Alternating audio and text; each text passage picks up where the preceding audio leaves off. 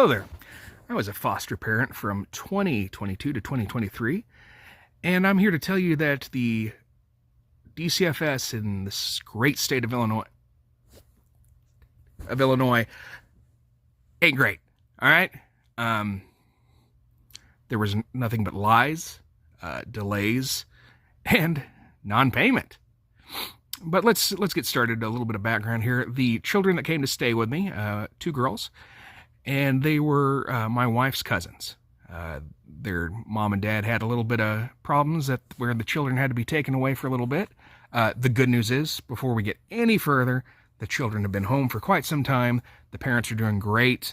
The kids are doing great. Everybody's thriving, right? So this was just a bump in the road, and I hope that the kids don't have any issues over it, because, well, at least they don't hate us, right? They do come up at least once a month to spend a weekend with us, and we really are thankful for that, and we love them very much. And I'd do this again in a heartbeat, and I'd like to be a foster parent again, but unfortunately DCFS puts too many roadblocks in between children getting home when their parents are really doing the right thing, and there's just so many hurdles that they have to jump, and the longer the kids stay in the system, the more they make, I guess. I don't know, right? I've heard rumors, I've heard innuendo. You hear everything as a foster parent. But let's go ahead and get started. So one of the first things that had happened to us is DCFS wasn't getting the children their visits. They were supposed to have weekly visits. And we managed to get together a birthday party for the two girls. Their birthdays were close enough together that we could throw a birthday party where thankfully the other foster parents were able to meet up, or at least send with the grandma the kids up to the birthday party. So maybe, there was a first family get together, right? After the kids had been broken up. So they hadn't seen their parents in quite a while. And anyway, so we said that we were doing that, and the court was all happy about that, and DCFS tried to claim it was their idea. Tried to claim credit for the visit. And my wife got into a little bit of a heated argument with the supervisor, Miss Shelley. Hi, Shelley, you suck. Anyhow, but that was the first problem we had. But yeah, the kids weren't getting their visits. They didn't have family visits for 2 months set up with the transportation, because the DCFS is supposed to pick up all the kids and then take them to meet the parents for their visits, right? Well, the company that they had contracted had zero problems picking up most of the kids, which were 30 minutes south of the location that they wanted to have the parents meet at with us to have their weekly visit. Well, we were 30 minutes north of that location, and even though that there was a contracted people up here as well, that's the same company, they wouldn't do it. No, they'd only make sure that the south folks would pick up the kids from down south, and as northerners were just out of luck, right? Well, they asked, would you pretty please take the children to their visits? We are allowed to reimburse you mileage for this and other things. And we wanted the kids to go see their family. They deserved it. You can say what you will about parents that mess up, but the kids aren't the ones that should be punished when it comes to that. I mean, if the parents are holding it together, they're doing their stuff, there's no reason that they should not see the parents, or see their siblings, right? At least that. But yeah, they went for like 2 months without seeing their siblings. Finally, we agree after they can't get anybody to meet. And so the deal with the mileage is, first month goes by, and she's like, oh yeah, I'll fill out the forms for you guys and get you that money. Okay. Next month comes up. Oh, actually, you guys are supposed to fill out the forms. I'll get them to you. Okay. Month goes by. Oh, hey, here are those forms. Here's how you fill them out. Okay, bye. We give her the forms, real quick, right? And don't hear anything. Oh, yeah, the forms are filled out wrong. Let me show you again. And you can imagine where it goes from here. It goes from there saying they're not filled out right. They lose the forms like 4 freaking times, right? Unbelievable. But yeah, they just don't want to pay us money is what it is. And it's been, like I said, the children went home in 2023. And we're still waiting on that mileage. We've We've called DCFS. We've called our state senator. We've called there is a foster parents advocacy group, called them. We actually have a case number now somewhere in the state for getting the money back. But apparently today the DCFS, I don't know if they had spoken lately, but we called the state senator to see if she could help. And she said, oh, yes, we spoke with DCFS, and they say they don't owe you any money. No, they owe us $3,000. I think the exact number is $3,208 for mileage, according to the state mileage rate. So you go do that math and go see how many miles that was. And yeah, you can be like, well, hey, they pay you a little bit of money to be a foster parent, right? Yes, they do. That money is to go to food and board and a little bit for their allowance. And they had food, they had board, and they had more allowance, yes. And we took care of them. I mean, shoot, they want to come back up, at least once a month. So we weren't terrible. But but the point is we made a deal with DCFS to do their job for them. And they didn't hope they're in the deal. And no matter what we do, we can't get our money back. So I figured I'd share that story along with some more fun stories about DCFS, so before becoming a foster parent that you don't have any allies. They don't care. All right. So our caseworker that we got, and this is one of her first cases, and we're like, well, she's a nice lady, and she doesn't seem like she's jaded yet. So, hey, all right, her inexperience, we can deal with it. We'll all learn together, right? It's the first time being a foster. We try really, really hard to give everybody a lot of leeway, because it ain't easy out there, man. Nothing's easy. And especially in this type of thing, these kids going through all that trauma, you see families tearing apart, man. Not every foster story has a happy ending like ours. And we knew that, and we were prepared in case something happened that we had to keep the kids for good, because we loved them. They were family to begin with. And even if they weren't family, I mean, we would really like to be foster parents again. But we can't, because DCFS won't, they just lie. They don't follow through on care for children, and we'll go ahead and start with that. So the oldest girl that was here, she had some issues that had happened to her, and she needed some therapy. Well, hey, even that, right? You're being taken away from your family that you're the oldest kid, you're being taken away from your family. Yeah, you're probably going to need some therapy. That's rough stuff. I mean, could you have done it? Just be like, I mean, probably, because you're awesome. But not me. I certainly couldn't have. Shoot, I should have had therapy when my dad died, but I didn't. That's probably why I'm crazy.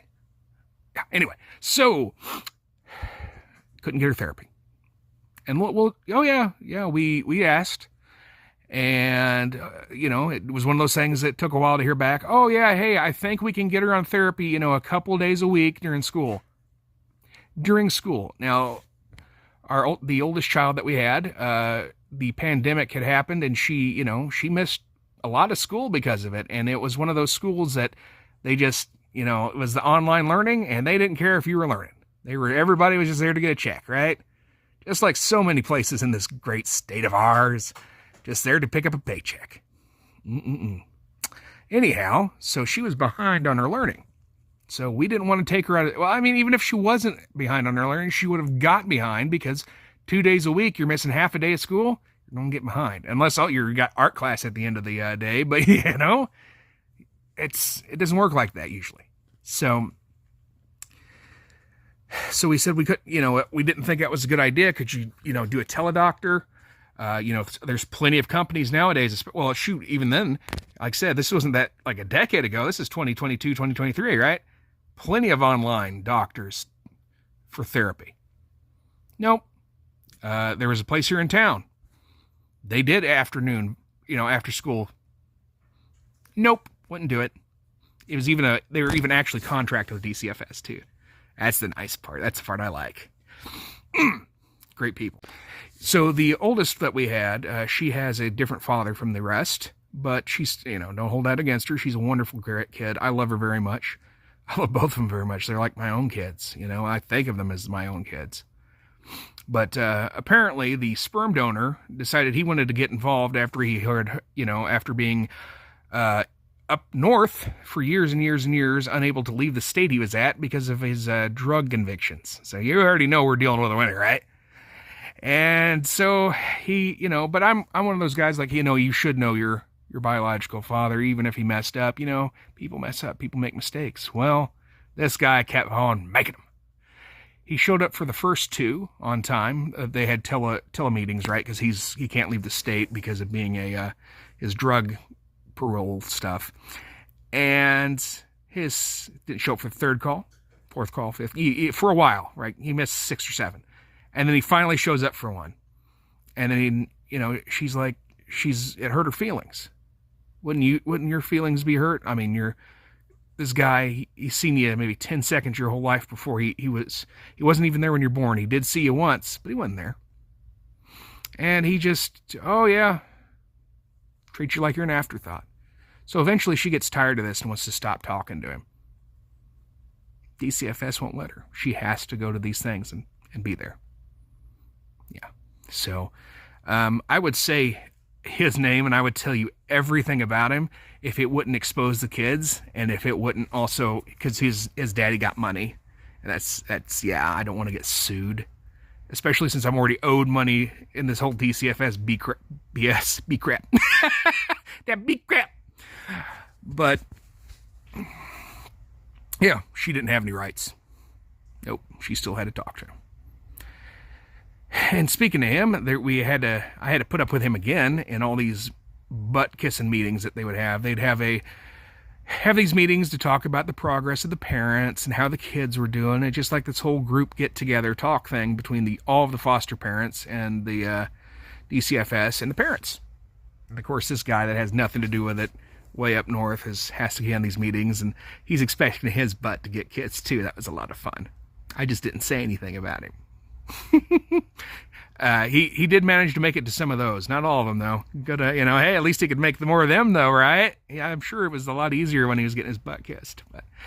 But yeah, these meetings you would have about that, and that DCFS would make, oh, we're going to do this, we're going to do this, we're going to do this, and they'd make all these plans and they set out these timetables, and sometimes they'd be vague, but sometimes they would be, hey, this is happening in 2 weeks, 3 weeks, stuff like that, right? Hardly ever followed through with anything. It was us on the other end of the line pushing this stuff through, right? And the parents did all their work, and they worked hard to get the kids back, and DCFS kept stalling on stuff, and we kept calling them out on it. And they stopped liking us after a while. And apparently one of them decided to start gossiping. The caseworker decided to gossip to one of the other foster parents because I didn't like how she had about 6 kids in the back of her van. None of them had seatbelts on or car seats. And I said, boy, that looks a lot like something a foster farmer would do. And that got back to her, and she threatened litigation over it because I made a comment that I thought she was a foster farmer. That kind of makes it look like you are a foster farmer, you moron. She's a foster farmer. I think so. At least in my opinion, right? They can't sue me if I say, in my opinion, I think she was a foster farmer. So anyway, but yeah, you run into stuff like that when you're a foster parent. It's, from what I understand, I've heard different things from different people, and I can't comment on stuff like, oh, I heard DCFS is misplacing children or funds up in Chicago. I saw something briefly about that. I can't speak to that, but what I can speak to is my experience. And that experience is it's wonderful to be a foster parent. Okay? There's helping people is good. But the state, they tie your hands. They don't care, right? This is just another case number, another set of kids. That's it. There's no humanity in human resources. I always said that.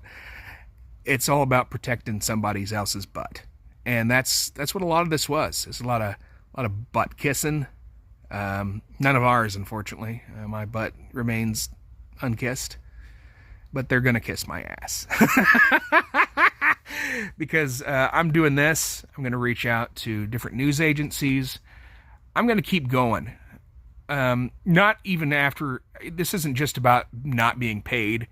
I'm just sick of it in general. I'm sick of this whole BS that the state can do stuff like this to kids and just take them away and then just not really care if there's a result, a positive result or not. There's no drive behind these people to get these kids back home, or at least get these kids in a permanent. Well, I hear, and I don't know if this is true, I hear there's some kind of incentive they get if the child gets adopted. So if I find that was true, that they get more money if a child gets adopted than going back home, boy, wouldn't that be something, huh? You'd almost think that'd be a conflict of interest, huh? I think so too. But anyway, we're not going to worry about that right now. All I'm going to tell you is that if you have the chance to be a foster parent, you've got the room in your heart and your home. Be a foster parent. Just know that you cannot trust these devils. DCFS does not care. At least, and there, someone might say, oh, that's just your experience. We had a great experience. Good for you. I'm happy you did. But I got a feeling that I ain't the only one, because I see a lot of it on the internet. I see a lot of things. I hear a lot of stories. And if just 2 or 3 of those are true, that's 2 or 3 too many. My story is 1 too many. We should be taking care of these kids, because that's the important part. You don't want these kids to grow up and repeat the cycle of abuse. You don't want them to grow back up and turn to drugs or just be like, nah, well, nobody really cared for me anyway. Might as well just be a criminal. Oh, might as well kill myself. No, they need our support. They need our love. And the government, if they want to be in people's lives, then they need to take care of people. It's not just a number. It's not just a case file. It's not just another so much in the budget. It's a person. And we need to get back to that. Thanks for listening to me. I'm going to go be emo elsewhere. Be good to yourselves.